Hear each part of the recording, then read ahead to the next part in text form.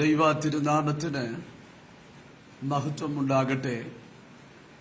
അനുഗ്രഹീതമായ ഈ രാത്രിയിൽ എക്സഡസ് മീഡിയ മിനിസ്ട്രിയിലൂടെ ദൈവവചന കേൾവിക്കായിട്ട് ചേർന്ന് വന്നിരിക്കുന്ന എല്ലാ ബഹുമാന്യരായ പ്രിയപ്പെട്ടവർക്കും ക്രിസ്തുയേശുവിൻ്റെ ധന്യവും മഹത്വവുമായ നാമത്തിൽ എൻ്റെ സ്നേഹവന്ദനങ്ങളെ അറിയിക്കുന്നു. നിങ്ങളോട് ഒരുമിച്ച് കർത്താവിൻ്റെ പാദമെടുത്തെങ്കിൽ ഇങ്ങനെ ആയിരിക്കാൻ കർത്താവ് നൽകിയ നല്ല അവസരത്തിനായി സ്തോത്രം. ഈ മിനിസ്ട്രിക്ക് ആത്മീക നേതൃത്വം നൽകുന്ന അനുഗ്രഹീതനായ കർത്തൃദാസൻ പാസ്റ്റർ ബാബു മാത്യു, അദ്ദേഹത്തിൻ്റെ ഫാമിലി എല്ലാവരെയും ഓർത്ത് ഞാൻ നന്ദിയോടെ കർത്താവിൻ്റെ നാമത്തെ സ്തുതിക്കുകയും ദൈവനാമത്തെ മഹത്വപ്പെടുത്തുകയും ചെയ്യുന്നു. നിരന്തരമായി ദൈവത്തിൻ്റെ മാറ്റമില്ലാത്ത വചനം നിരവധി ആളുകളോട് സംസാരിപ്പാൻ ദൈവം ഈ സംവിധാനത്തെ ഉപയോഗിക്കുന്ന ദൈവിക വിധങ്ങൾ ഓർത്ത് ഞാൻ നന്ദിയോടെ കർത്താവിൻ്റെ നാമത്തെ സ്തുതിക്കുന്നു. അല്പസമയം നാം ഒരുമിച്ച് ആത്മീക നേതൃത്വത്തെക്കുറിച്ച് ദൈവത്തിൻ്റെ പരിശുദ്ധാത്മാവ് എൻ്റെ ഹൃദയത്തിൽ പ്രകാശനം നൽകിയ ചില കാര്യങ്ങൾ ഒരുമിച്ച് ചിന്തിക്കുവാൻ താല്പര്യപ്പെടുകയാണ്. പ്രവർത്തികളുടെ പുസ്തകമാണ് അതിന് ആധാരമായി നാം തിരഞ്ഞെടുക്കുന്നത്. നിങ്ങളുടെ എല്ലാവരുടെയും ശ്രദ്ധ അപ്പോസ്തല പ്രവർത്തികളുടെ പുസ്തകത്തിലേക്ക് ഞാൻ ആത്മാർത്ഥമായി സ്വാഗതം ചെയ്യുകയും അതിലേക്ക് നിങ്ങളെ ക്ഷണിക്കുകയും ചെയ്യുകയാണ്. യേശു കർത്താവിൻ്റെ സ്വർഗാരോഹണം എന്ന സബ്ജക്റ്റോടുകൂടെയാണ് പ്രവർത്തികളുടെ പുസ്തകം ആരംഭിക്കുന്നത്. നിങ്ങൾ ശ്രദ്ധിക്കൂ, യേശു ക്രിസ്തു സ്വർഗാരോഹണം ചെയ്ത് പോകുമ്പോൾ തൻ്റെ അരുമ ശിഷ്യന്മാരോട് പറയുന്നത്, നിങ്ങൾ എന്നോട് കേട്ട പിതാവിൻ്റെ വാഗ്ദത്തത്തിനായി യെരുശലേം വിട്ടുപോകാതെ കാത്തിരിക്കണം എന്നാണ് അവരോട് യേശു കർത്താവ് പറഞ്ഞത്. അതനുസരിച്ച് സ്വർഗാരോഹണ ശേഷം അവർ യെരുശലേമിലേക്ക് മടങ്ങി വന്ന് മർക്കോസിന്റെ മാളിക മുറിയിൽ പ്രാർത്ഥനാ നിരതരായി ഇരിക്കുന്നത് 1-ാം അധ്യായത്തിൽ നമുക്ക് കാണുവാനായിട്ട് കഴിയും. അങ്ങനെ ദൈവസന്നിധിയിൽ പ്രാർത്ഥനാ നിരതരായി അവർ ഇരിക്കുമ്പോൾ ദൈവത്തിൻ്റെ പരിശുദ്ധാത്മാവിനെ അവരുടെ മേൽ പകരുന്നത് 2-ാം അധ്യായത്തിൽ നമുക്ക് കാണാൻ കഴിയുന്നുണ്ട്. 1-ാം അധ്യായത്തിന്റെ 8-ാം വാക്യത്തിൽ യേശു കർത്താവ് അവരോട് പറയുന്നത്, നിങ്ങളുടെ മേൽ പരിശുദ്ധാത്മാവ് വരുമ്പോൾ നിങ്ങൾ ശക്തി ലഭിച്ചിട്ട് യെരുശലേമിലും യഹൂദിയയിലും ഭൂമിയുടെ അറ്റത്തോളം എൻ്റെ സാക്ഷികൾ ആകണം എന്നുള്ളതാണ്.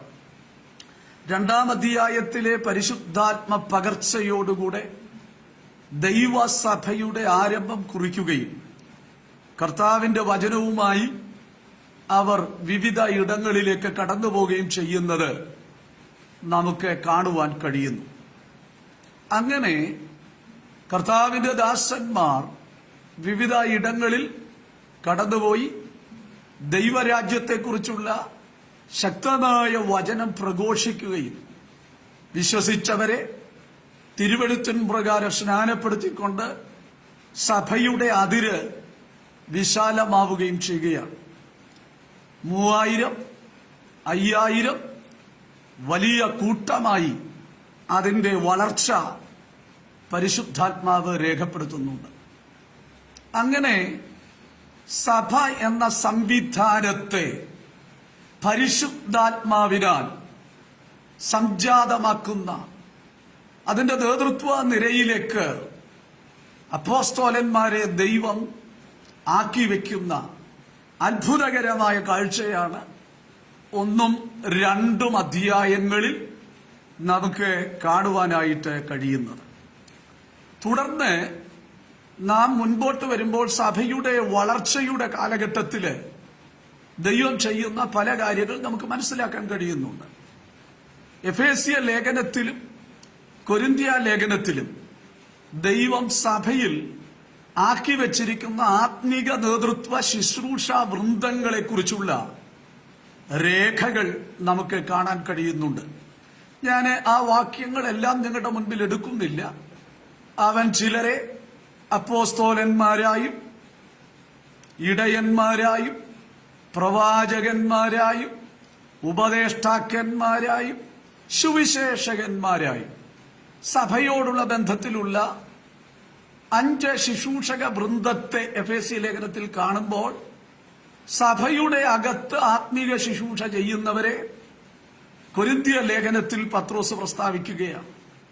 4 ശുശ്രൂഷക വൃന്ദങ്ങളാണ്, ആത്മീക നേതൃത്വങ്ങളാണ് ദൈവം സഭയ്ക്ക് നൽകിയിരിക്കുന്നത്. ഒന്നാമത് അപ്പോസ്തോലന്മാർ, രണ്ടാമത് പ്രവാചകന്മാർ, ഉപദേഷ്ടാക്കന്മാർ, ഇടയന്മാർ. ഇങ്ങനെയുള്ള 4 വിധ ശുശ്രൂഷകൾ ദൈവസഭയുടെ അകത്ത് നടക്കുന്നുണ്ട്.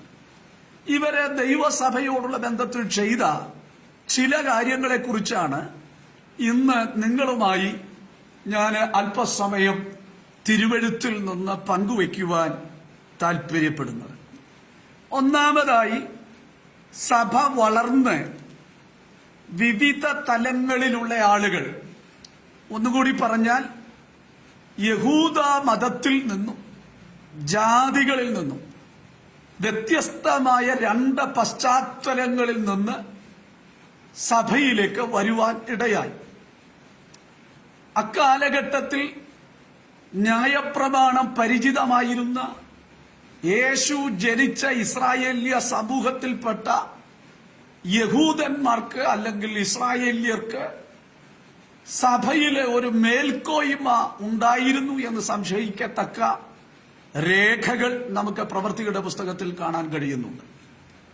ഇവിടെ പ്രവർത്തികളുടെ പുസ്തകം 6-ാം അധ്യായം നാം എത്തുമ്പോൾ സഭയോടുള്ള ബന്ധത്തിലുള്ള ഒരു പ്രതിസന്ധിയുടെ ഘട്ടം നമുക്ക് കാണാൻ കഴിയുകയാണ്. ഞാൻ വായിക്കുന്നത് 6-ാം അധ്യായത്തിന്റെ 1-ാം വാക്യമാണ്. ശിഷ്യന്മാർ പെരുകി വരുമ്പോൾ, നിങ്ങൾ ആദ്യം ശ്രദ്ധിക്കണം, ഞാൻ പറഞ്ഞല്ലോ 3000, 5000 അത് പെരുകി വളർന്ന് സഭയുടെ വളർച്ച ശക്തമാകുമ്പോൾ സഭയുടെ അകത്ത് പ്രതിസന്ധികൾ ആരംഭിക്കുകയാണ്. ആ പ്രതിസന്ധികളാണ് നമ്മൾ കാണുന്നത്. തങ്ങളുടെ വിധവമാരെ ദിനംപ്രതിയുള്ള ശുശ്രൂഷയിൽ ഉപേക്ഷയായി വിചാരിച്ചു എന്ന് യവന ഭാഷക്കാർ എബ്രായ ഭാഷക്കാരുടെ നേരെ പിറുപിറുത്തു. അതാണ് നമുക്കവിടെ പ്രശ്നമായി കാണുന്നത്. അപ്പം യവനായ ഭാഷക്കാർ ജാതീയ വിശ്വാസികൾ, എബ്രായ ഭാഷക്കാർ യഹൂദ്യ മതത്തിൽ നിന്ന് വിശ്വാസത്തിൽ വന്ന ആളുകൾ. ഈ 2 ഗ്രൂപ്പിൽപ്പെട്ട ആളുകൾ തമ്മിൽ ചെറിയ പ്രയാസമുണ്ടായതാണ് നമ്മൾ കാണുന്നത്. നിങ്ങൾ ശ്രദ്ധിക്കൂ, ഈ പ്രയാസമുണ്ടായപ്പോൾ ആത്മീക നേതൃത്വം എന്തു ചെയ്തു എന്നുള്ളതാണ് 2-ാം വാക്യത്തിൽ നമ്മൾ കാണുന്നത്. അത് പന്തിരുവർ ശിഷ്യന്മാരുടെ കൂട്ടത്തെ വിളിച്ച് വരുത്തി. ഒരു പ്രതിസന്ധി ഉണ്ടായപ്പോൾ അതിന് പരിഹാരം കൽപ്പിക്കേണ്ടതിന്, പരിഹാരം ഉണ്ടാകേണ്ടതിന് അന്ന് വിശ്വാസത്തിൽ ഉണ്ടായിരുന്ന ആളുകളെയെല്ലാം വിളിച്ചുകൂട്ടി ക്രമീകരണം വരുത്തിയത് അപ്പോസ്തോലന്മാരാണ്, പന്തിരുവരാണ്. ഒന്നുകൂടെ ഞാൻ ആവർത്തിച്ച് പറയുന്നു, പന്തിരുവർ ശിഷ്യന്മാരുടെ കൂട്ടത്തെ വിളിച്ച് വരുത്തി, ഞങ്ങൾ ദൈവജനം ഉപേക്ഷിച്ച മേശകളിൽ ശുശ്രൂഷ ചെയ്യുന്നത് യോഗ്യമല്ല. ആകയാൽ സഹോദരന്മാരെ, ആത്മാവും ജ്ഞാനവും നിറഞ്ഞ നല്ല സാക്ഷ്യമുള്ള 7 പുരുഷന്മാരെ നിങ്ങളിൽ തന്നെ തിരഞ്ഞുകൊള്ളുവീൻ, അവരെ ഈ വേലയ്ക്ക് ആക്കാം. ദൈവത്തിന്റെ വചനം ദൈവമക്കൾ ശ്രദ്ധിക്കുക. ഒരു പ്രതിസന്ധി ദൈവസഭയുടെ മുൻപിൽ ഉണ്ടായപ്പോൾ ദൈവസഭയുടെ ആത്മീക വളർച്ചയെയും പുരോഗതിയെയും ബാധിക്കത്തക്ക നിലയിൽ അത് വളർന്നപ്പോൾ ആ വിഷയത്തിന് പരിഹാരം കൽപ്പിക്കുവാൻ സഭയിൽ ഇടപെട്ട ആത്മീക നേതൃത്വത്തെയാണ് നാം അപ്പോസ്തല പ്രവൃത്തി 6-ാം അധ്യായത്തിൽ കാണുന്നത്. സഭയുടെ അകത്ത് പ്രയാസങ്ങളും പ്രതിസന്ധികളും ഉണ്ടാകുമ്പോൾ മൗനം അവലംബിക്കുന്ന ആത്മീക നേതൃത്വമല്ല, ക്രമീകരണം വരുത്തുന്ന ആത്മീക നേതൃത്വത്തെയാണ് ഈ തലമുറയിൽ ദൈവത്തിന് ആവശ്യം എന്ന് ദൈവമക്കൾ തിരിച്ചറിയണം. ഇവിടെ വിധവമാരെ ഉപേക്ഷയായി വിചാരിക്കുന്നു, തങ്ങളുടെ വിധവമാരെ. അതാണ് പ്രശ്നം. ആ പ്രശ്നത്തിന് ഒരു പരിഹാരം ഉണ്ടാകേണ്ടതിന് വിളിച്ച് കൂട്ടിയിരിക്കുകയാണ്. അവിടെ പറയുന്നത് ഞങ്ങൾ വചന ശുശ്രൂഷയിലും പ്രാർത്ഥനയിലും മുറ്റിരിക്കും എന്നുള്ളതാണ്. അഭിഷേകം പ്രാപിച്ച, ദൈവകൃപ പ്രാപിച്ച ആത്മീക ശുശ്രൂഷയ്ക്കായി കർത്താവിനാൽ നിയോഗം പ്രാപിച്ചിരിക്കുന്ന ദൈവമക്കൾ അവരുടെ പ്രധാന ശുശ്രൂഷ വചന ശുശ്രൂഷയും പ്രാർത്ഥനയുമാണ്. ദൈവസന്നിധിയിൽ ദൈവമക്കൾ ഓർക്കണം, കർത്തൃദാസന്മാരുടെ പ്രധാന ശുശ്രൂഷ വചന ശുശ്രൂഷയും പ്രാർത്ഥനയുമാണ്. അതുകൊണ്ടാണ് തിമോത്തിയോസിനെ എഴുതുമ്പോൾ പൗലോസ് ഇങ്ങനെയാണ് ഓർമ്മിപ്പിക്കുന്നത്: വചനത്തിൽ അധ്വാനിക്കുന്ന മൂപ്പന്മാരെ ഇരട്ടി മാനത്തിന് യോഗ്യരായി എണ്ണുവീൻ. ഇന്ന് ആത്മീക ശുശ്രൂഷകളുടെ വേദികൾ കീഴടക്കിയിരിക്കുന്ന പല ആളുകൾക്കും വചനം ധ്യാനിപ്പാനും പ്രാർത്ഥിപ്പാനും സമയമില്ല എന്നുള്ളത് ഒരു വലിയ പരാജയമാണ് എന്ന് ദൈവമക്കൾ അറിയണം. ഒരു പ്രതിസന്ധി ദൈവസഭയുടെ അകത്തുണ്ടായപ്പോൾ ആ പ്രതിസന്ധിക്ക് പരിഹാരം കൽപ്പിക്കുവാൻ ആദ്യം ആത്മീക നേതൃത്വം എടുത്ത തീരുമാനം എന്ന് പറയുന്നത് ഞങ്ങളെ കർത്താവ് ഭരമേൽപ്പിച്ചിരിക്കുന്ന ആത്മീക ശുശ്രൂഷയ്ക്ക് ഞങ്ങൾ പ്രാധാന്യം കൽപ്പിക്കും. വചനത്തിൽ അധ്വാനിച്ച് വചനം ശുശ്രൂഷിക്കുന്നതിൽ ഞങ്ങൾ ഇനിയും ശ്രദ്ധ കേന്ദ്രീകരിക്കും.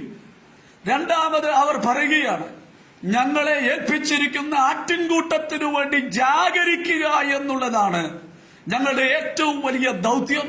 അതുകൊണ്ട് ഞങ്ങൾ പ്രാർത്ഥനയിൽ ഉറ്റിരിക്കും. ഇന്ന് രാത്രി എന്നെ കേൾക്കുന്ന സമസ്ത ദൈവമക്കളോടും ദൈവാത്മ നിറവോടും ദൈവകൃപയോടും കൂടെ ഞാൻ ഓർമ്മിപ്പിക്കട്ടെ, ആത്മീക നേതൃത്വം വചന ശുശ്രൂഷയ്ക്കും പ്രാർത്ഥനയ്ക്കും പ്രാധാന്യം കൊടുക്കുമ്പോൾ പ്രതിസന്ധികളും പ്രശ്നങ്ങളും പരിഹരിക്കപ്പെടുമെന്ന് വിശ്വസിക്കുന്ന എത്ര ദൈവമക്കൾ ഇന്ന് രാത്രി ഈ യോഗത്തിൽ പങ്കെടുക്കുന്നുണ്ട്, ഈ മീറ്റിംഗിൽ പങ്കെടുക്കുന്നുണ്ട്. ദൈവത്തിന്റെ പരിശുദ്ധാത്മാവ് അതാണ് ആഗ്രഹിക്കുന്നത്. അതുകൊണ്ട് ദൈവവചന ശുശ്രൂഷയിൽ ഉറ്റിരിപ്പാൻ, പ്രാർത്ഥനയിൽ ഉറ്റിരിപ്പാൻ അവരൊരു തീരുമാനമെടുത്തു എന്ന് മാത്രമല്ല, ഇപ്പോൾ ഉണ്ടായിരിക്കുന്ന പ്രതിസന്ധിക്ക് പരിഹാരം കാണാൻ കൃപയുള്ള, നല്ല സാക്ഷ്യമുള്ള, ജ്ഞാനമുള്ള 7 പേരെ അവരുടെ ഇടയിൽ നിന്ന് തിരഞ്ഞെടുത്തു. അഥവാ ആത്മീക ലോകത്തിൽ ആരംഭകാലത്തിലുണ്ടായ പ്രതിസന്ധികളുടെ പരിഹാരത്തിന് ഇടപെട്ട ആത്മീക നേതൃത്വത്തെയാണ് നാം കാണുന്നത്. ഒരു പ്രാവശ്യം കൂടി ഞാൻ ദൈവകൃപയിൽ ആശ്രയിച്ചു പറയുന്നു, ആത്മീക നേതൃത്വം അപകടകരമായ പ്രശ്നങ്ങളിൽ മൗനം അവലംബിക്കുന്നവരല്ല, അതിനകത്തിടപെടുന്നവരും പരിഹാരം കാണേണ്ടതിന് ക്രമീകരണങ്ങൾ ചെയ്യുന്നവരുമാണ് എന്ന് ദൈവത്തിന്റെ വചനം അതിശക്തമായി നമ്മെ പഠിപ്പിക്കുന്നു. ഇന്ന് ആത്മീക നേതൃത്വത്തിന്റെ കസേരകളിൽ ഇരിക്കുന്ന നിരവധി ആളുകളെ നമുക്ക് കാണുവാൻ കഴിയുന്നു. അവർക്ക് ആ അധികാര കസേരകൾ ഒരാഡംബരമായി മാറിയിരിക്കുകയാണ്. ഉപദേശപരമായും സഭാപരമായും നമ്മെ ബാധിച്ചിരിക്കുന്ന പ്രതിസന്ധികളുടെയും പ്രതികൂലങ്ങളുടെയും നടുവിൽ അവർ മൗനം അവലംബിക്കുന്നു എന്നുള്ളത് അവരുടെ ആത്മീക നേതൃത്വം ദൈവം ഭരമേൽപ്പിച്ച വിധത്തിൽ കൈകാര്യം ചെയ്യുന്നുണ്ടോ എന്ന് പരിശോധിപ്പാൻ ഒരു കാരണമായി തീരുകയാണ്. ഒന്നുകൂടെ ഞാൻ ഓർമ്മിപ്പിക്കുന്നു, ആദിമസഭയുടെ ആരംഭ പ്രതിസന്ധിയിൽ തന്നെ അപ്പോസ്തോലന്മാർ ഇടപെടുകയും അവരെ ഏൽപ്പിച്ച ആത്മീക ശുശ്രൂഷയുടെ ഗൗരവം തിരിച്ചറിഞ്ഞ് ആ ശുശ്രൂഷയ്ക്കായി അവർ തങ്ങളെ തന്നെ സമർപ്പിക്കുകയും, അഥവാ അപ്പോസ്തലന്മാർക്ക് ആത്മീക നേതൃത്വത്തിന് ദൈവസഭയോടുള്ള ബന്ധത്തിലുള്ള രണ്ട് പ്രധാന ശുശ്രൂഷ: ഒന്ന് വചന ശുശ്രൂഷ, രണ്ട് ദൈവസന്നിധിയിലെ ജനത്തിനു വേണ്ടി ജാഗരിക്കുക എന്ന പ്രാർത്ഥനാ ശുശ്രൂഷ. ആ ശുശ്രൂഷയുടെ ഗൗരവത്തെ ആത്മീക നേതൃത്വം ഉൾക്കൊണ്ടു. ഇന്ന് ആത്മീക നേതൃത്വ നിരയിലേക്ക് വന്ന നിരവധി ആളുകൾക്ക് ഈ രണ്ട് കാര്യങ്ങൾക്ക് സമയമില്ല. മറ്റു പല കാര്യങ്ങൾക്കാണ് സമയം അവർ ചിലവഴിക്കുന്നത്. അതുകൊണ്ട് ഇന്നു രാത്രി ഒരു വിചിന്തനത്തിന് ആത്മീക നേതൃത്വം തയ്യാറായെങ്കിൽ കൊള്ളായിരുന്നു എന്ന് ഞാൻ ദൈവസന്നിധിയിൽ ആത്മാർത്ഥമായി പ്രാർത്ഥിക്കുകയാണ്.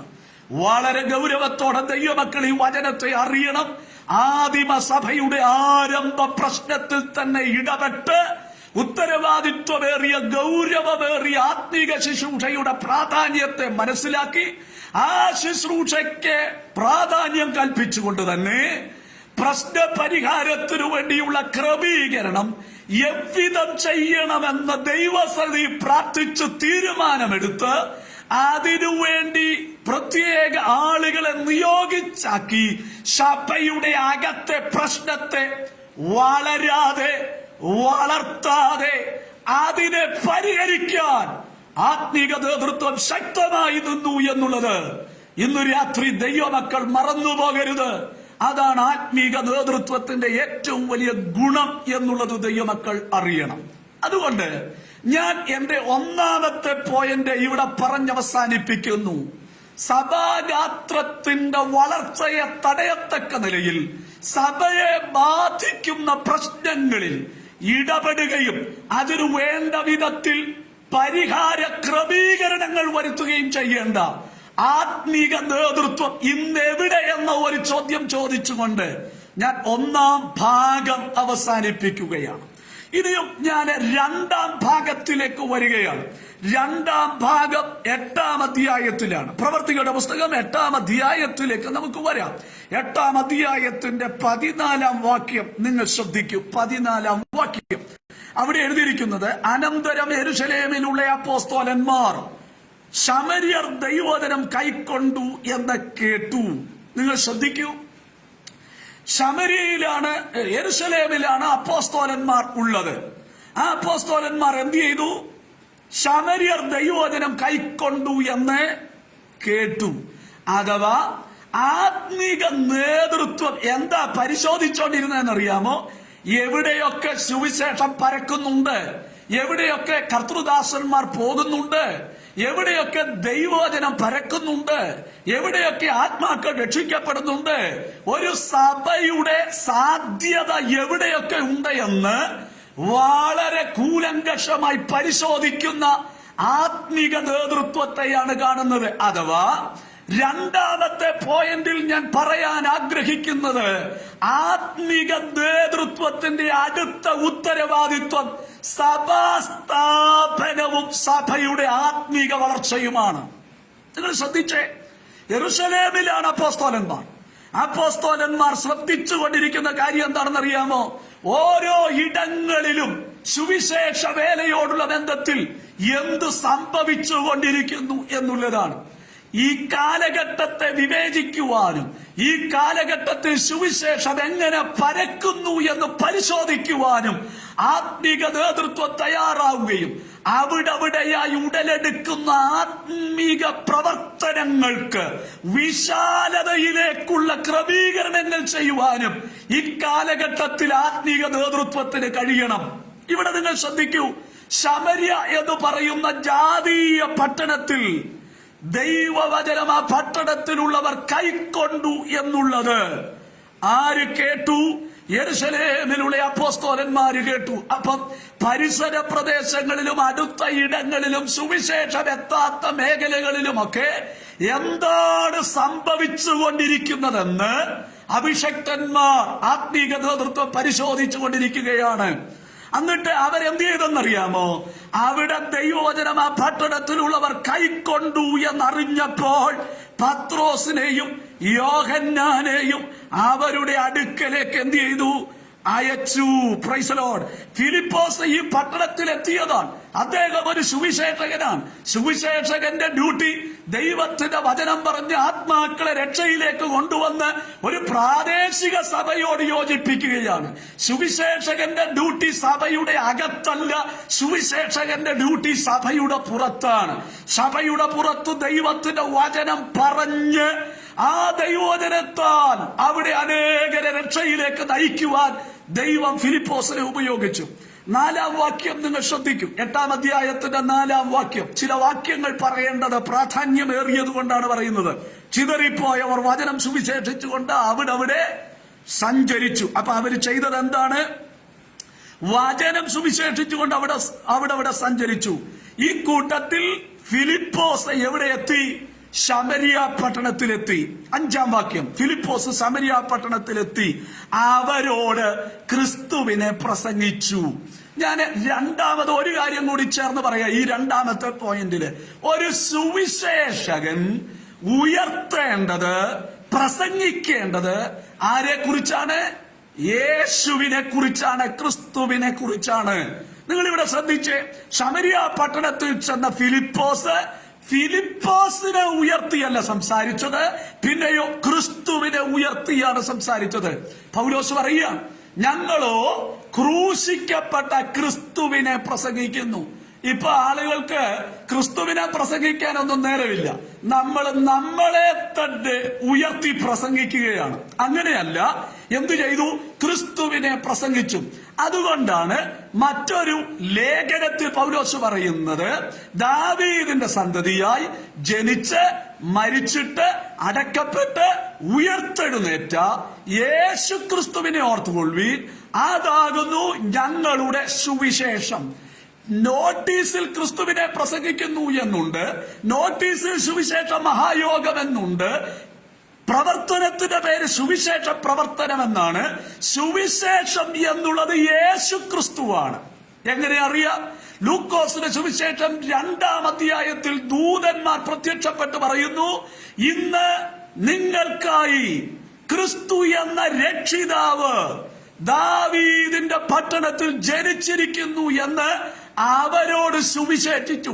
സുവിശേഷം എന്ന് പറയുന്നത് സുവിശേഷകനെ കുറിച്ച് പറയുന്നതല്ല, ക്രിസ്തുവിനെ കുറിച്ച് പറയുന്നതാണ്. സർവജനത്തിനും ഉണ്ടാകുവാനുള്ള മഹാസന്തോഷത്തെ കുറിച്ച് ഈ ലോകത്തോട് വിളിച്ചറിയിക്കുന്നതാണ് സുവിശേഷം എന്ന് പറയുന്നത്. അങ്ങനെ ആ പട്ടണത്തിൽ ചെന്ന ദൈവദാസൻ യേശുക്രിസ്തുവിനെ കുറിച്ച് പ്രസംഗിച്ചു. ഇനിയും 6-ാം വാക്യം നിങ്ങൾ ശ്രദ്ധിച്ച്. ഫിലിപ്പോസ് ചെയ്ത അടയാളങ്ങളെ പുരുഷാരങ്ങൾ കേൾക്കുകയും കാണുകയും ചെയ്യുകയാൽ. അപ്പൊ സുവിശേഷം പ്രസംഗിച്ചെന്നു മാത്രമല്ല, പ്രസംഗിച്ച ദൈവദാസനിലൂടെ ദൈവം അത്ഭുതങ്ങൾ പ്രവർത്തിച്ചു. എപ്പോഴും നിങ്ങൾ ഓർക്കണം, വചനത്തെ ദൈവം ഉറപ്പിക്കുന്ന 3 പ്രക്രിയകൾ തിരുവെഴുത്ത് പറയുന്നുണ്ട്. 1 അത്ഭുതങ്ങൾ, 2 അടയാളങ്ങൾ, 3 വീര്യപ്രവർത്തികൾ.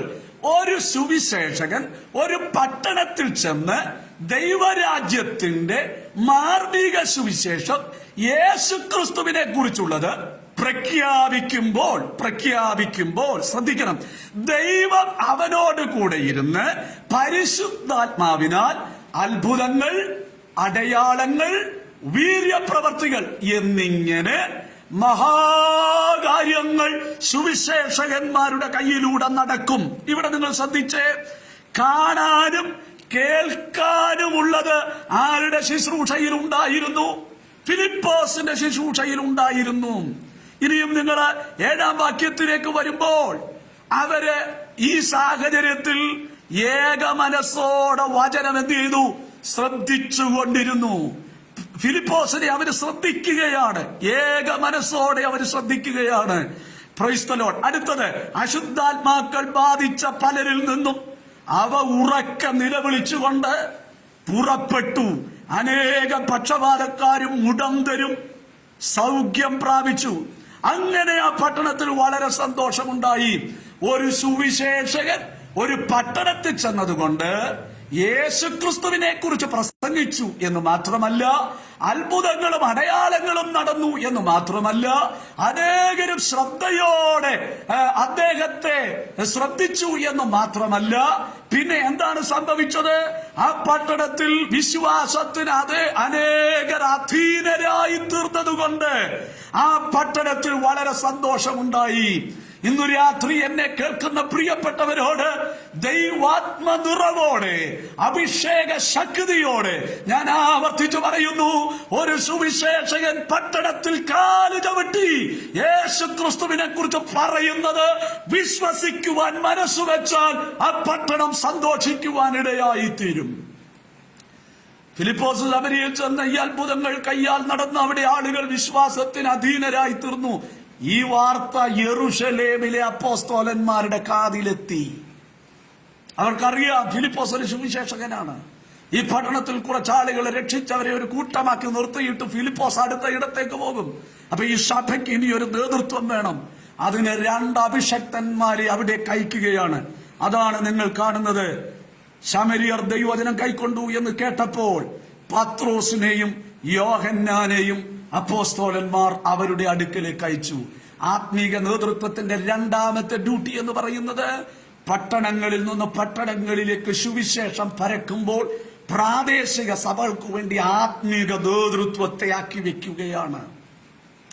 1ാമത്തെ കാര്യം സഭയുടെ പ്രതിസന്ധികളിൽ ഇടപെടുകയും ഉത്തരവാദിത്വപൂർണമായ പരിഹാരം കൽപ്പിക്കുകയും ചെയ്യലാണ്.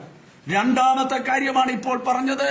ഒരു സ്ഥലത്ത് ഒരു സുവിശേഷകൻ ചെന്ന് സുവിശേഷം പറഞ്ഞ് കുറച്ച് ആത്മാക്കൾ രക്ഷിക്കപ്പെട്ടാൽ അവിടെ ദൈവസഭയുടെ ഒരു സംവിധാനം ഉണ്ടാകേണ്ടതിന് നിയോഗമുള്ള ശുശ്രൂഷയുള്ള ഇടയ പരിപാലനത്തിന് കൃപയുള്ള അഭിഷക്തന്മാരെ അങ്ങോട്ട് അയക്കുന്നു. അതാണ് നിങ്ങൾ കാണുന്നത്. പത്രോസിനെയും യോഹന്നാനെയും അവിടേക്ക് അയക്കുന്നു. ഇനിയും ഞാൻ മുൻപോട്ട് വരികയാണ്. 3ാമത്തെ കാര്യം ഈ കാലഘട്ടത്തോടുള്ള ബന്ധത്തിൽ വളരെ പ്രസക്തമായ കാര്യമാണ്. 3ാമത്തെ കാര്യം അത് പറഞ്ഞിട്ട സമയമുണ്ടെങ്കിൽ മാത്രമേ മുൻപോട്ട് പോകാൻ കഴിയുള്ളൂ. ഇനിയും നമുക്ക് വരാം പ്രവർത്തികളുടെ പുസ്തകം 15ാം അധ്യായത്തിലേക്ക്. 1ാമത് നമ്മൾ പറഞ്ഞത് 6ാം അധ്യായം, 2ാമത് നമ്മൾ പറഞ്ഞത് 8ാം അധ്യായം, 3ാമത്തെ നമ്മുടെ വിഷയം 15ാം അധ്യായത്തിലാണ്. ഇപ്പൊ ദൈവസഭയുടെ അകത്ത് ഉപദേശപരമായ വിഷയത്തിൽ ഒരു പ്രതിസന്ധി ഉണ്ടാകുകയാണ്. ഉപദേശത്തിലെ ക്ലാരിഫിക്കേഷൻ വരുത്തേണ്ടത് ആത്മീക നേതൃത്വത്തിന്റെ ദൗത്യമാണ്. ഞാൻ ആവർത്തിച്ച ഈ വേദഭാഗത്തിലേക്ക് നിങ്ങളുടെ ശ്രദ്ധയെ കൊണ്ടുവരികയാണ്. ഇവിടെയും ജാതീയ വിശ്വാസത്തിൽ നിന്ന് വന്നവരും യഹൂദ മതത്തിൽ നിന്ന് വിശ്വാസത്തിന് അധീനരായവരും തമ്മിലുള്ള പ്രശ്നമാണ്. 1ാമത്തേത് 6ാം അധ്യായത്തിൽ കണ്ടത് അവഗണനയുടെ ഒരു പ്രശ്നമാണെങ്കിൽ 15ാം അധ്യായത്തിൽ നമ്മൾ കാണുന്നത് അവഗണനയുടെ പ്രശ്നമല്ല, ഉപദേശപരമായ ഒരു പ്രതിസന്ധിയാണ്. നിങ്ങളൊന്ന് ശ്രദ്ധിച്ചേ. 15ാം അധ്യായത്തിന്റെ 1ാം വാക്യം, ചില വാക്യങ്ങൾ ഞാൻ തന്നെ വായിക്കുകയാണ്, ശ്രദ്ധിക്കണം. യഹൂദയിൽ നിന്ന് ചിലർ വന്നു, നിങ്ങൾ മോശ കൽപ്പിച്ച ആചാരമനുസരിച്ച പരിച്ഛേദന ഏൽക്കാഞ്ഞാൽ രക്ഷ പ്രാപിപ്പാൻ കഴിയുകയില്ല എന്ന് സഹോദരന്മാരെ ഉപദേശിച്ചു. അപ്പൊ ഒരു പുതിയ ഉപദേശത്തിന്റെ വ്യാപനമാണ്. എന്താണ് ഉപദേശം വ്യാപിപ്പിക്കുന്നത്? യഹൂദയിൽ നിന്ന് വന്ന യഹൂദിയ ക്രിസ്ത്യാനികൾ ജാതികളിൽ നിന്ന് വിശ്വാസത്തിൽ വന്ന ജാതീയ ക്രിസ്ത്യാനികളോട് പറയുകയാണ്, മോശയുടെ പ്രമാണമനുസരിച്ച്, ആചാരമനുസരിച്ച്, ന്യായപ്രമാണമനുസരിച്ച് നിങ്ങൾ പരിച്ഛേദന ഏൽക്കുന്നില്ലെങ്കിൽ ആത്മരക്ഷ എന്ന് പറയുന്നത് നിങ്ങൾക്ക് പ്രാപിക്കാൻ കഴിയുകയില്ല. അഥവാ ക്രിസ്തീയ ഉപദേശത്തോട് ന്യായപ്രമാണത്തെ ചേർത്ത് കെട്ടി ഒരു നൂതന ഉപദേശത്തിന്റെ അവതരണം ദൈവസഭയോടുള്ള ബന്ധത്തിൽ യഹൂദയിൽ നിന്ന് വന്ന ചില ആളുകൾ നടത്തുകയാണ്. ഇത് പൗലോസും ബർന്നബാസും കേട്ടു. അവർക്ക് അല്പമല്ലാത്ത വാദവും തർക്കവും ഉണ്ടായി. കാരണം ഉപദേശ വൈരുദ്ധ്യം പഠിപ്പിച്ച ഈ യഹൂദ ക്രിസ്ത്യാനികളെ നിങ്ങൾ ശ്രദ്ധിക്കൂ, പൗലോസും ബർന്നബാസും ചേർന്ന് എതിർത്തു. അപ്പൊ അവരൊരു തീരുമാനമെടുത്തു. യെരൂശലേമിൽ ചെന്ന് അപ്പോസ്തലന്മാരുടെയും മൂപ്പന്മാരുടെ അടുക്കൽ ഈ വിവരം ഒന്ന് അറിയിക്കണം എന്നവർ മനസ്സിൽ നിശ്ചയിച്ചു. ശ്രദ്ധിക്കൂ. അപ്പൊ അവരൊരു തീരുമാനമെടുത്തു, ഈ വിഷയം പോയി ആത്മീക നേതൃത്വത്തെ അറിയിക്കണം എന്ന് പറഞ്ഞാൽ, ആത്മീക നേതൃത്വത്തെ കുറിച്ച് അന്നുണ്ടായിരുന്ന കാഴ്ചപ്പാട് എന്ന് പറയുന്നത്, ഒരു വിഷയം ഉണ്ടായാൽ ആ വിഷയത്തെ നേതൃത്വത്തിന്റെ മുൻപിൽ അവതരിപ്പിച്ചാൽ അവർ മൗനം പാലിക്കാതെ ഉചിതമായ പരിഹാരം കാണുമെന്ന ബോധ്യം പൗലോസിനും ബർണബാസിനും ഒക്കെ ഉണ്ടായിരുന്നു. നിങ്ങൾക്ക് മനസ്സിലാവുന്നുണ്ടോ? ആത്മീക നേതൃത്വം അധികാര കസേരയിൽ കടിച്ചു തൂങ്ങിയിരിക്കുന്നവരല്ല. പിന്നെ എന്താണെന്നറിയാമോ? ഉത്തരവാദിത്വമേറിയ ക്രിസ്തീയ ആത്മീക ദൗത്യം നയിക്കുന്നവരാണ്. ഇതൊരു വിമർശനമായിട്ട് നിങ്ങൾക്ക് തോന്നാൻ സാധ്യതയുണ്ട്. ഞാൻ പുസ്തകത്തിന്റെ തെളിവാണ് പറയുന്നത്. നിങ്ങൾ ശ്രദ്ധിക്കൂ. പൗലോസിനും ബർണബാസിനും മനസ്സിലായി, ഈ പ്രശ്നത്തിൽ ഇവിടെ തർക്കവും വാദവും കടിയും പിടിയും ഒക്കെ നടത്തിക്കൊണ്ടിരുന്നിട്ട് കാര്യമില്ല. നമുക്കിത് ചെന്ന് യെരുശലേമിലെ അപ്പോസ്തലന്മാരോട് വിവരം അറിയിക്കാം. കാരണം അങ്ങനെ വിവരം അറിയിക്കാം എന്ന് അവർക്ക് തോന്നാനുള്ള കാരണം എന്ന് പറയുന്നത് മുൻകാല പരിചയമാണ്. ആ മുൻകാല പരിചയത്തിൽ മനസ്സിലായി, നേതൃത്വത്തിന്റെ ഉത്തരവാദിത്വങ്ങൾ നിർവഹിക്കും എന്നുള്ളത് അവർക്ക് ഉറപ്പുണ്ടായിരുന്നു. അതാണ് ഇന്ന് രാത്രി ഞാൻ നിങ്ങളോട് ചോദിക്കുന്നത്. നമ്മുടെ ആത്മീക നേതൃത്വങ്ങളോട് സമകാലിക ഉപദേശ പ്രതിസന്ധികൾ സൂചിപ്പിച്ചാൽ അതിന് ക്ലാരിറ്റിയായ ഒരു പരിഹാരം കാണുന്നുണ്ടോ? കൗൺസിൽ കൂടുന്നുണ്ട്, യോഗങ്ങൾ നടത്തുന്നുണ്ട്, ബിരിയാണി കഴിക്കുന്നുണ്ട്, ആളുകൾ പിരിയുന്നുണ്ട് എന്നല്ലാതെ സഭ ഇന്നു നേരിടുന്ന ആനുകാലിക ഉപദേശ പ്രതിസന്ധികൾക്ക് വേദപുസ്തക പ്രകാരം ക്ലാരിറ്റിയായ ഒരു പരിഹാരം വരുത്താൻ ഇന്നത്തെ ആത്മീക നേതൃത്വത്തിന് കഴിയുന്നുണ്ടോ? ഒരു ആത്മീക വിചിന്തനം നടത്തണം വളരെ ഗൗരവത്തോടെ. അവര് നിശ്ചയിച്ചു, അപ്പോസ്തലന്മാരോട് യെരുശലേമിൽ ചെന്ന് വിവരം അറിയിക്കാം. അങ്ങനെ 4-ാം വാക്യത്തിൽ അവർ യെരുശലേമിൽ എത്തിയാറെ സഭയും അപ്പോസ്തലന്മാരും മൂപ്പന്മാരും അവരെ കൈക്കൊണ്ട് ദൈവം തങ്ങളോടുകൂടെ ഇരുന്നത് ചെയ്തതൊക്കെയും അവർ അറിയിച്ചു. എന്നാൽ പരീശപക്ഷത്തു നിന്ന് വിശ്വസിച്ചവർ ചിലർ എഴുന്നേറ്റ് അവരെ പരിച്ഛേദന കഴിപ്പിക്കുകയും മോശയുടെ ന്യായപ്രമാണം ആചരിപ്പാൻ കൽപ്പിക്കുകയും വേണം എന്ന് പറഞ്ഞു എന്നുള്ളത് അവരെ അറിയിച്ചു. ഇത് അവരെ അറിയിച്ചപ്പോൾ അവരെന്താ ചെയ്തതെന്നാണ് 6-ാം വാക്യത്തിൽ എഴുതിയിരിക്കുന്നത്. ഈ സംഗതിയെ കുറിച്ച് വിചാരിപ്പാൻ അപ്പോസ്തലന്മാരും മൂപ്പന്മാരും വന്നുകൂടി. അപ്പം സഭ നേരിടുന്ന കാലിക പ്രസക്തമായ ഉപദേശ പ്രതിസന്ധിയില് വിവരമറിഞ്ഞ അപ്പോസ്തലന്മാര് പരിഹാരം കാണേണ്ടതിന് ഒരുമിച്ച് കൂടി എന്നാ വായിക്കുന്നേ. മനസ്സിലായോ? ഒന്നാമത്തെ കൗൺസിലായി വേദപഠിതാക്കൾ അംഗീകരിച്ചിരിക്കുന്നത് പ്രവർത്തികളുടെ പുസ്തകം 15-ാം അധ്യായത്തിലെ ഈ സംഘം ചേരലാണ്, കൂടിച്ചേരലാണ്. ഇവിടെ അപ്പോസ്തലന്മാരും മൂപ്പന്മാരും ഒന്നു ചേർന്ന് കൂടിയത് എന്തിനാണ് എന്ന് രേഖപ്പെടുത്തിയിരിക്കുന്നു. ആനുകാലിക ഉപദേശ പ്രതിസന്ധിക്ക് പരിഹാരം കാണേണ്ടതിനാണ്. മനസ്സിലായോ? ഇന്നത്തെ കാലഘട്ടം വളരെയേറെ ഉപദേശ പ്രതിസന്ധിയുടെ ഒരു കാലഘട്ടമാണ്. വേദപുസ്തകത്തിന് നിരക്കാത്ത, അപ്പോസ്തലന്മാർ പഠിപ്പിക്കാത്ത, യേശുക്രിസ്തു ഉപദേശിച്ചിട്ടില്ലാത്ത, തിരുവെഴുത്തുകളിൽ അടിസ്ഥാനമില്ലാത്ത ഉപദേശപരമായ വിവിധ പഠിപ്പിക്കലുകളും പ്രവർത്തികളും സഭാഗാത്രത്തെ നിത്യത തടയത്തക്ക നിലയിൽ ബാധിക്കുമ്പോൾ ആത്മിക നേതൃത്വം അതിൽ മൗനം പാലിക്കുന്നത് എന്ത് എന്ന് ഈ തിരുവെഴുത്തിന്റെ അടിസ്ഥാനത്തിൽ ഞാൻ ചോദിക്കുന്നു. വളരെ ഗൗരവത്തോടെ നിങ്ങൾ ഈ ദൈവദിനത്തെ കാണണം. ഒരു പ്രതിസന്ധിയുടെ കാര്യം ബർന്നബാസിൽ നിന്നും പൗലോസിൽ നിന്നും ആത്മീക നേതൃത്വം അറിഞ്ഞപ്പോൾ ആത്മീക നേതൃത്വം മൗനം പാലിച്ചില്ല. ആത്മീക നേതൃത്വം ഒരുമിച്ചുകൂടി ഈ വിഷയത്തിൽ എന്താണ് പരിഹാരം ഉണ്ടാക്കേണ്ടത്. നിങ്ങൾ ശ്രദ്ധിച്ചേ, ഞാൻ വിശദീകരണങ്ങളിലേക്ക് പോകാൻ നമുക്ക് കഴിയില്ല, സമയപരിമിതിയുണ്ട്. വളരെ തർക്കമുണ്ടായ ശേഷം പത്രോസ് എഴുന്നേറ്റു. അപ്പൊ ഈ സംഗതിക്ക് കൂടിയപ്പോ ഈ വിഷയത്തിൽ എന്തോ ഉണ്ടായി? തർക്കമൊക്കെ ഉണ്ടായി. തർക്കവും വാദവും ഒക്കെ ചില വിഷയങ്ങളിൽ ഉണ്ടാകുമെങ്കിലും അന്തിമ വിധി അല്ലെങ്കിൽ അന്തിമ ക്ലാരിഫിക്കേഷൻ വേദപുസ്തകത്തിന്റെ അടിസ്ഥാനത്തിൽ ജനത്തിനു കൊടുക്കേണ്ടത് ഈ കാലഘട്ടത്തിലെ ഏതു കാലഘട്ടത്തിലെയും ആത്മീക നേതൃത്വമാണ്. ആത്മീക നേതൃത്വം കസേരയിൽ വെറുതെ ഇരുന്നാൽ പോരാ, സമകാലിക പ്രതിസന്ധികളിലും ഉപദേശ നിത്യതയെ തടയുന്ന വേദപുസ്തകാനുസരണമല്ലാത്ത ഉപദേശങ്ങൾക്കെതിരെയും പ്രതികരിക്കാനുള്ള വലിയ കമ്മിറ്റ്മെന്റ്, ഉത്തരവാദിത്വം ആത്മീക നേതൃത്വത്തിനുണ്ട്. ഇന്നവർ മൗനം അവലംബിക്കുമ്പോൾ നമുക്ക് കരയുകയല്ലാതെ മറ്റൊന്നും ചെയ്യുവാൻ കഴിയുകയില്ല. ഞാൻ വിശദീകരണങ്ങൾ കൂടാതെ പോവുകയാണ്. ഈ തർക്കവും വാദവും ഈ ചർച്ച വളരെ സജീവമായി നടത്തി. വെറുതെ അപ്പോസ്തലന്മാർ വന്നങ്ങോട്ട് ഇരുന്നേച്ച് ഞങ്ങൾ പറയുന്നത് നിങ്ങൾ കേട്ടാട്ടെ എന്നല്ല. നിങ്ങൾ ഇവിടെ ശ്രദ്ധിക്കണം, 7-ാം വാക്യത്തിൽ എഴുതിയിരിക്കുകയാണ് വളരെ തർക്കമുണ്ടായ ശേഷം എന്ന് പറഞ്ഞാൽ അവിടെ ഇരിക്കുന്നവർക്ക് അവരുടെ അഭിപ്രായങ്ങൾ പറയുവാനും അത് ചർച്ച ചെയ്യുവാനും അങ്ങോട്ടും ഇങ്ങോട്ടും വാദപ്രതിവാദങ്ങൾ നടത്തി ഉചിതമായ ഒരു തീരുമാനത്തിലേക്ക് എത്തുവാനുമുള്ള അവസരം. ഞാൻ വേദപുസ്തകത്തിന് വിപരീതമല്ല പറയുന്നത്, നിങ്ങൾ വളരെ ഗൗരവത്തോടെ ശ്രദ്ധിക്കണം. 7-ാം വാക്യത്തിൽ എഴുതിയിരിക്കുകയാണ് വളരെ തർക്കമുണ്ടായ ശേഷം പത്രോസ് എഴുന്നേറ്റു. എന്നിട്ട് പത്രോസ് തന്റെ ജീവിതാനുഭവം പറയാണ്. 9-ാം അധ്യായം 10-ാം അധ്യായം കൊർന്നല്യോസിന്റെ വീട്ടിലേക്ക് പോകുന്ന ആ രംഗം, ആ സാഹചര്യം അവിടെ പറയുകയാണ്.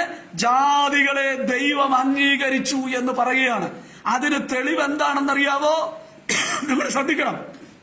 8-ാം വാക്യം, ഹൃദയങ്ങളെ അറിയുന്ന ദൈവം നമുക്ക് തന്നതുപോലെ അവർക്കും പരിശുദ്ധാത്മാവിനെ കൊടുത്തുകൊണ്ട് സാക്ഷി നിന്ന് വിശ്വാസത്താൽ അവരുടെ ഹൃദയങ്ങളെ ശുദ്ധീകരിച്ചതിനാൽ നമുക്കും അവർക്കും തമ്മിൽ ഒരു വ്യത്യാസവും വെച്ചിട്ടില്ല.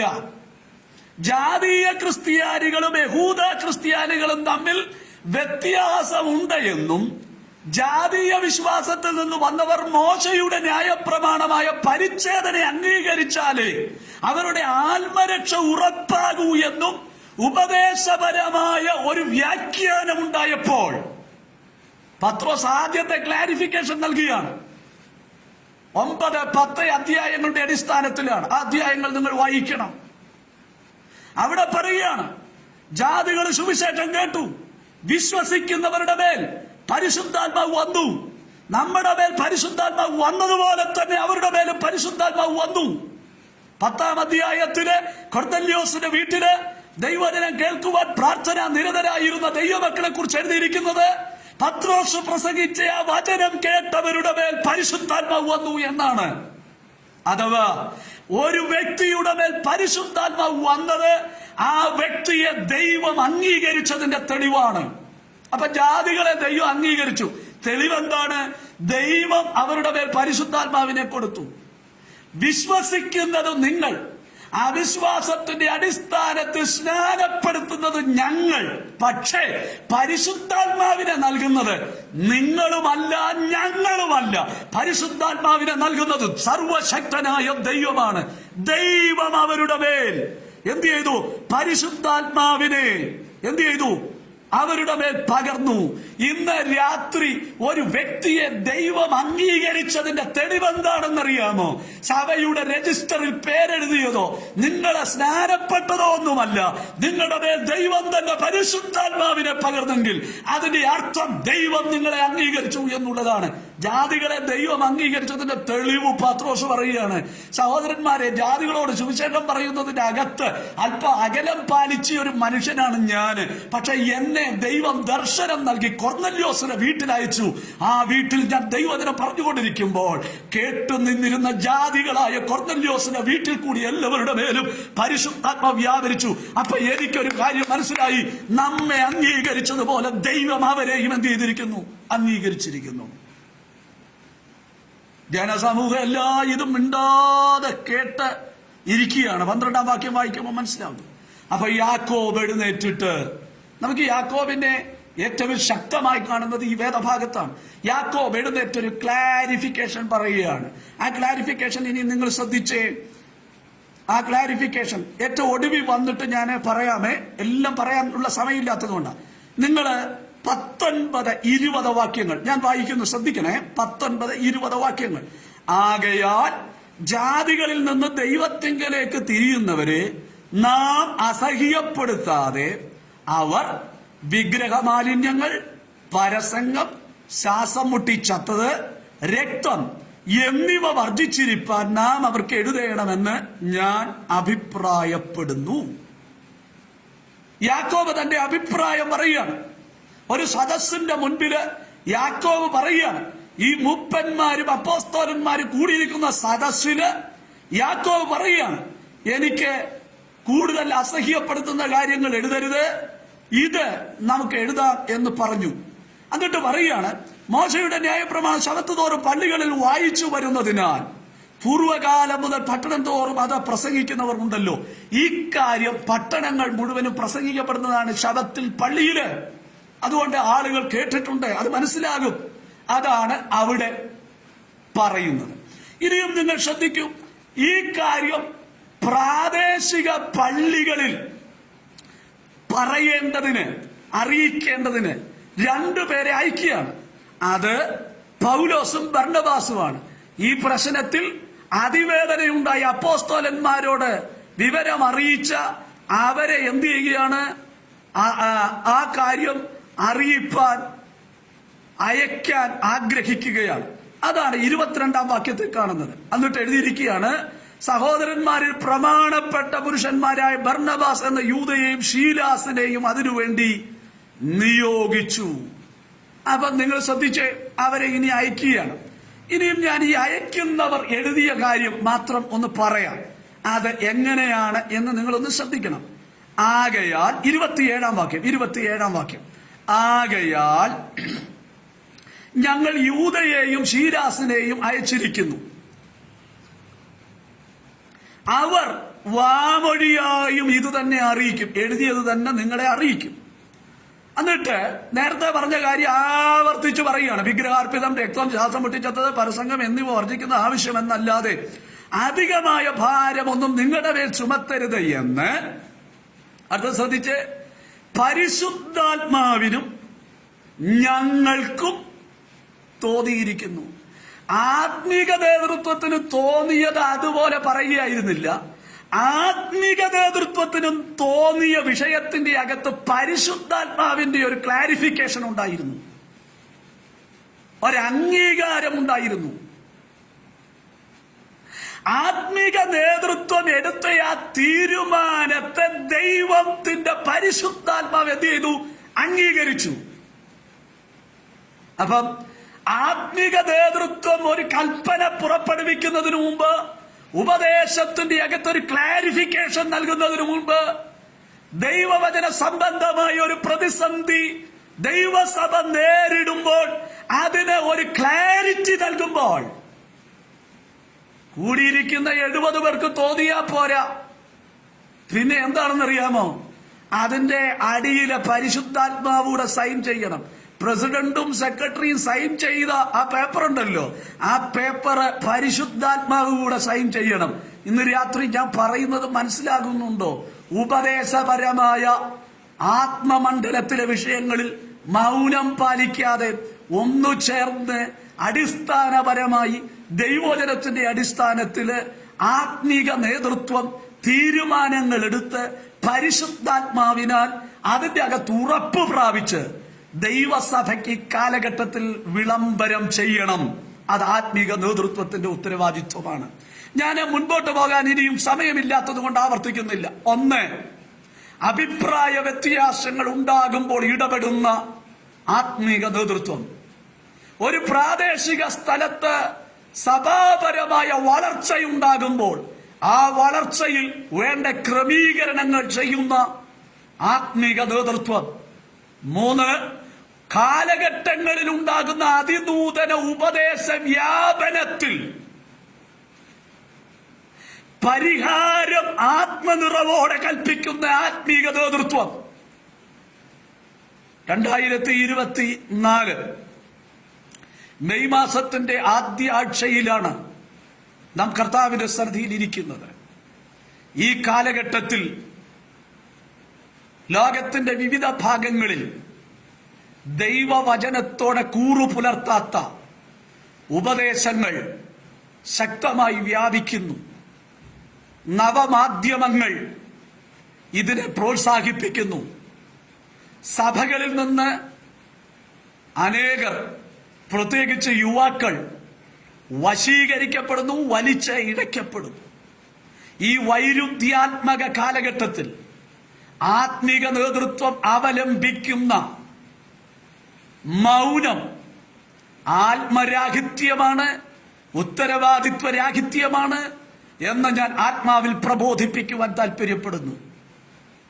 സംസാരിക്കേണ്ടിടത്ത് സംസാരിക്കുകയും ക്രമീകരണം ചെയ്യേണ്ടിടത്ത് ക്രമീകരണം ചെയ്യുകയും സഭയുടെ നിത്യതയിലേക്കുള്ള പ്രവേശനത്തെ വ്യക്തികളെ തടയത്തക്ക നിലയിൽ ബാധിക്കുന്ന ആത്മിക വിഷയങ്ങളിൽ ഉചിതമായ തീരുമാനം വേദപുസ്തക അടിസ്ഥാനത്തിൽ എടുത്ത് പരിശുദ്ധാത്മാവിന്റെ ഗൈഡൻസോടെ ഈ കാലഘട്ടത്തെ അറിയിക്കേണ്ട ഏറ്റവും വലിയ ഉത്തരവാദിത്വം ആത്മീക നേതൃത്വത്തിനുണ്ട്. അത് എവിടെയായിരുന്നാലും ഞാൻ ഒരു പ്രസ്ഥാനത്തിന്റെ ആത്മീക നേതൃത്വത്തെ വിമർശിക്കുകയല്ല. ഉത്തരവാദിത്വങ്ങളിൽ നിന്ന് ഒഴിഞ്ഞു മാറിയാൽ കണക്ക് ചോദിക്കുന്ന ഒരു ദിവസമുണ്ട്.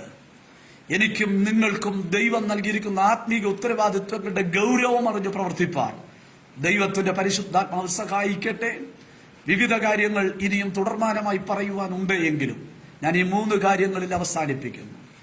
ഒന്ന്, അഭിപ്രായ വ്യത്യാസങ്ങളിൽ ഇടപെട്ട് പരിഹാരം കൽപ്പിക്കുന്ന ഉത്തരവാദിത്വങ്ങളിലേക്ക് മടങ്ങി വരുന്ന ആത്മീക നേതൃത്വം. 2, പ്രാദേശിക ഇടങ്ങളിലെ സുവിശേഷ പ്രചരണത്തെയും തുടർന്ന് ഉണ്ടാകുന്ന പ്രാദേശിക സഭയുടെ സംവിധാനത്തെയും ശക്തിപ്പെടുത്തുന്ന ആത്മീക നേതൃത്വം. 3, സമകാലിക ഉപദേശ വൈരുദ്ധ്യങ്ങൾ സഭാഗാത്രത്തെ വല്ലാതെ അപകട ഭീഷണി ഉയർത്തുമ്പോൾ മൗനം അവലംബിക്കാതെ ചർച്ച ചെയ്ത് പരിശുദ്ധാത്മ സഹായത്തോടെ ഏറ്റവും ഉചിതമായ ഉപദേശ ക്രമീകരണം വരുത്തുന്ന ആത്മീക നേതൃത്വം. അങ്ങനെയുള്ള ആത്മീക നേതൃത്വത്തിന് വേണ്ടി ദൈവസന്നിധിയിൽ നമുക്ക് പ്രാർത്ഥിക്കാം. വലിയ ഉത്തരവാദിത്വം ഈ കാലഘട്ടത്തിൽ ആത്മീക നേതൃത്വം നിർവഹിക്കേണ്ടതുണ്ട്. അതിന്റെ ഗൗരവം മനസ്സിലാക്കി മുൻപോട്ട് പോകുവാൻ സർവശക്തനായ ദൈവം നിങ്ങൾക്കെല്ലാവർക്കും കൃപ നൽകട്ടെ എന്ന് ആത്മാർത്ഥമായി പ്രാർത്ഥിച്ചുകൊണ്ട്, ഈ മിനിസ്ട്രിയെ ദൈവം അനുഗ്രഹിക്കട്ടെ എന്ന് പ്രാർത്ഥിച്ചുകൊണ്ട്, ഈ കാലഘട്ടത്തിൽ അനേകർക്ക് ഈ മിനിസ്ട്രി ഒരു ആശ്വാസമായിരിക്കുന്നത് കൊണ്ടും ഉപദേശത്തിന്, വചനത്തിന്, പരിശുദ്ധാത്മാവിന്റെ പ്രവർത്തനത്തിന്, അടിസ്ഥാനപരമായ ഘടകങ്ങൾക്ക് ഏറ്റവും അർഹമായ പ്രാധാന്യം നൽകിക്കൊണ്ട് വചനത്തോടെ 100% കൂറു പുലർത്തിക്കൊണ്ട് ഈ ആത്മീക സംവിധാനത്തെ മുൻപോട്ട് കൊണ്ടുപോകുവാൻ ദൈവമായ കർത്താവ് സഹായിക്കട്ടെ എന്ന് ആത്മാർത്ഥമായി പ്രാർത്ഥിച്ചുകൊണ്ട്, കഴിയുമെങ്കിൽ വൃതന്മാരെയും തെറ്റിക്കേണ്ടതിന് അതിശക്തമായി പ്രവർത്തിക്കുന്ന പൈശാചിക ശക്തികൾ വിവിധ നിലകളിൽ അതിന്റെ ശക്തിയോടെ പ്രവർത്തിക്കുമ്പോൾ അതിനെതിരെ ജാഗരൂകരായിരിക്കാൻ ഇന്നത്തെ ആത്മീക നേതൃത്വത്തിന് സർവശക്തനായ ദൈവം കൃപയും വരവും ജ്ഞാനവും വിവേകവും നൽകട്ടെ എന്ന് പ്രാർത്ഥിച്ചുകൊണ്ടും ഞാൻ എൻ്റെ വാക്കുകൾ ഇവിടെ അവസാനിപ്പിക്കുന്നു. 1 മിനിറ്റ് നമുക്ക് ദൈവസന്നിധിയിൽ പ്രാർത്ഥിക്കാം. ഞങ്ങളുടെ ദൈവമേ, ഞങ്ങളുടെ സ്വർഗസ്ഥ പിതാവേ, ഈ അനുഗ്രഹിക്കപ്പെട്ട സമയത്തിനായി സ്തോത്രം ചെയ്യുന്നു. ഈ രാത്രി ദൈവവചനത്തിന്റെ മുൻപാകെ ഞങ്ങൾക്ക് അടുത്തു വരുവാനും ആത്മീക നേതൃത്വത്തിന്റെ ഉത്തരവാദിത്വങ്ങൾ എന്തൊക്കെയാണ് എന്ന് തിരുവെഴുത്തിലെ ചില ഭാഗങ്ങളിലൂടെ ചില കാര്യങ്ങൾ പരിശോധിപ്പാനും ഇന്ന് രാത്രി നൽകിയ അവസരത്തിനായി സ്തോത്രം. എക്സോഡസ് മിനിസ്ട്രി അനുഗ്രഹിക്കണമേ. കർത്താവിന്റെ ദാസൻ പാസ്റ്റർ ബാബു മാത്യു ഫാമിലി അനുഗ്രഹിക്കണമേ. ഇന്ന് രാത്രി ദൈവവചനം കേട്ടവരും തുടർന്നുള്ള നാളുകളിൽ ഈ ദൈവവചന ശുശ്രൂഷ കേൾക്കുന്നവരുമായ പ്രിയപ്പെട്ടവർ അനുഗ്രഹിക്കപ്പെടേണ്ടതിന് ഞങ്ങൾ പ്രാർത്ഥിക്കുന്നു. ഞങ്ങളുടെ സഭകൾക്ക്, ഓരോ പ്രാദേശിക സഭകൾക്ക് നൽകിയിരിക്കുന്ന ആത്മീക നേതൃത്വങ്ങൾക്കായി ഞങ്ങൾ സ്തോത്രം ചെയ്യുന്നു. ഈ പ്രാദേശിക സഭകളുടെ സംഘടിത രൂപങ്ങൾക്ക് നൽകിയിരിക്കുന്ന ആത്മീക നേതൃത്വങ്ങൾക്കായി സ്തോത്രം ചെയ്യുന്നു. ഉത്തരവാദിത്വങ്ങളിൽ അലസരാകാതെ, ഇടപെടേണ്ട ആത്മീക വിഷയങ്ങളിൽ മൗനം അവലംബിക്കാതെ, തിരുവെഴുത്തിന്റെ അടിസ്ഥാനത്തിൽ പരിശുദ്ധാത്മ സഹായത്തോടും ദൈവ നിയോഗത്തോടും കൂടെ വരുത്തേണ്ട ക്രമീകരണങ്ങൾ വരുത്തി സഭയുടെ ആത്മീക വളർച്ചയ്ക്ക് വേണ്ട പിന്തുണ നൽകുവാൻ എല്ലാ അഭിഷക്തന്മാരെയും അനുഗ്രഹിക്കേണ്ടതിന്, സഹായിക്കേണ്ടതിന് ഇന്നു രാത്രി ഞങ്ങൾ ഒരുമിച്ച് പ്രാർത്ഥിക്കുന്നു. കർത്താവ് അങ്ങനെ സഹായിക്കണം. പിരിയാത്ത ദൈവത്തിന്റെ മഹത്വമായ സാന്നിധ്യത്തിലും കൃപയിലും ഞങ്ങളെ സൂക്ഷിക്കണം. ക്രിസ്തു യേശുവിൻ അൻപുള്ള നാമത്തിൽ തന്നെ ആമേൻ. എന്നെ കേട്ട എല്ലാ പ്രിയപ്പെട്ടവരോടും, ഇങ്ങനെ അവസരം നൽകിയ പ്രിയപ്പെട്ടവരോടും നന്ദിയും സ്നേഹവും പരിശുദ്ധാത്മാവിനും സമാധാനവും ആശംസിച്ചുകൊണ്ട് എന്റെ വാക്കുകൾ അവസാനിപ്പിക്കുന്നു. May God bless you.